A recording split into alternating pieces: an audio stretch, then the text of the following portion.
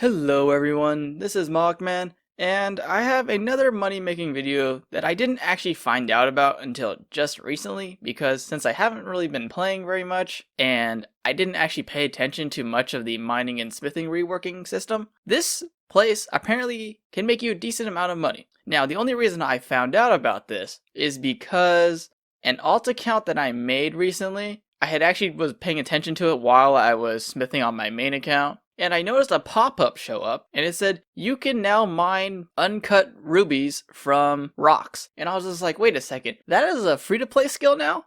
I honestly did not know that. So I was like, okay, I'm gonna go on my main, do some research, where is it, where do I go, what do I need? And the basic thing that you need to do, first of all, is you have to have 75 dungeoneering, which is very, very, very annoying in Free World. Members, not so much. You've got other things that can get you there, but in Free World, it's pretty annoying. Now, the reason that you need 75 dungeoneering is because to get to this specific area in the Al-Kharid resource dungeon, you need to have 75 to get through the entrance, otherwise you cannot. And you will have to mine the rocks outside, which is much lower GP per hour. Now, let me premise by saying that you do need to have the Daemonheim ring, so that way you can teleport close to a bank, and you also need a gem bag so that you can hold up to 100 total gems. And yes, that is correct, you can only hold up to 100 in any combination, meaning if you have 50 emeralds, 25 rubies, and 25 diamonds, that's it, you cannot hold 100 of each. Now that bag costs 2,000 Dungeoneer tokens, but since you already have 75 dungeoneering, you should have 2,000 tokens to buy this bag. Another basic requirement that you will need, you need to have at least 43 mining, because that is the minimum level required to get diamonds from these rocks. You can do it at lower level, but you'll only get emeralds and rubies, and those aren't worth nearly as much. Because when I was doing this, I did a price check just before. Uncut emeralds are only worth around 760-ish. Uncut rubies were worth around 1,200, like 15 or something. But diamonds were worth around twice as much as the rubies.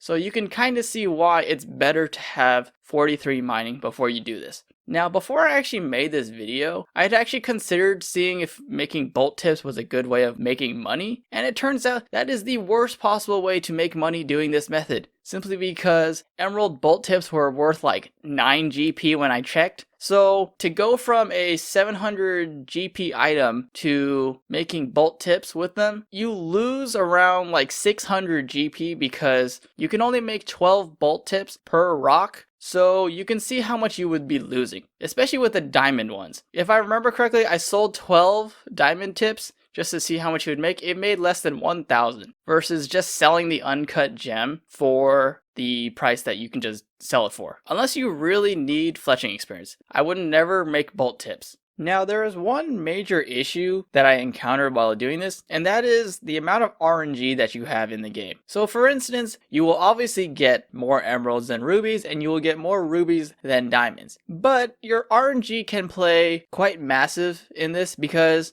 if you Google the mining rates of this gem rock online, you will find that emeralds have a 5 out of 10, rubies have a 3 out of 10, and diamonds have a 2 out of 10. But that is not true rates, because the game could always just give you quite a few more emeralds, can give you more rubies, or can give you more diamonds depending on just how good your luck is. Now, you might have noticed that throughout the video, there are occasional times where I've gotten more rubies than emeralds, or I've gotten more diamonds than anything else, but that is just based on RNG. When you get to the end product, you'll always have more emeralds than rubies, more rubies than diamonds. But if your RNG is good, or you just happen to have something that affects it, like a little bit of a luck item, which you can wear, but I think it's a ring, but you need the ring to teleport, so I wasn't using it. But that does affect how often you get something that might be better. Now, there is one last thing that affects how much money you can make during this method, and that is how much people are buying the uncut gems for. Now, these items are pretty frequently traded because, you know, people always want uncut gems to raise their crafting or their fletching or whatever else they're using it for, and some people just don't want to mine for them, so they tend to just buy them from the Grand Exchange. Now, like I said in the beginning of the video, in this 1 hour test that I did, I made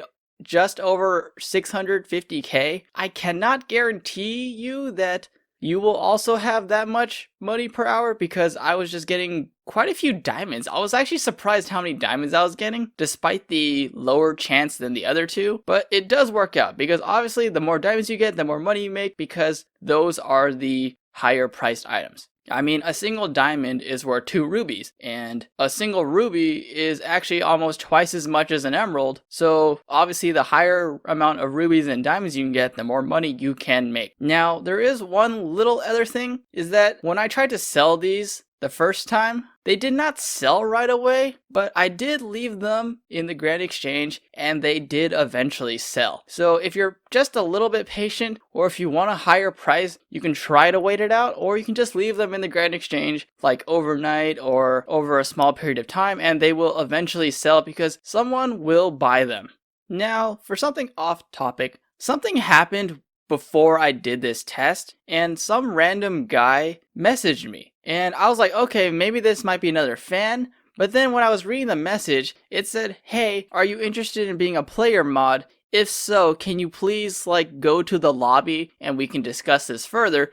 But then I was really suspicious in my head. I was just like, first of all, if you were actually affiliated with Jagex, why would you message me in game when you would probably do that through the message system itself, saying, hey, we want to give you player mod status, rather than doing it in game? It just didn't make any sense to me, and I was highly suspicious because he even said, hey, I'm not a player mod, I'm just affiliated with Jagex. And I was just like, this makes even less sense, especially since he told me to go to the lobby. So first of all, I just told him, no, I'm not interested. Made up some random excuse like, oh, there's other player mods, they don't need my help, and blah blah blah blah. And then he just stopped messaging me altogether, and that's when I got really suspicious. I was just like, this guy seems like one of those phishing accounts where it's like, hey, if you want this, just come out to the lobby. And I was just like, wait a second.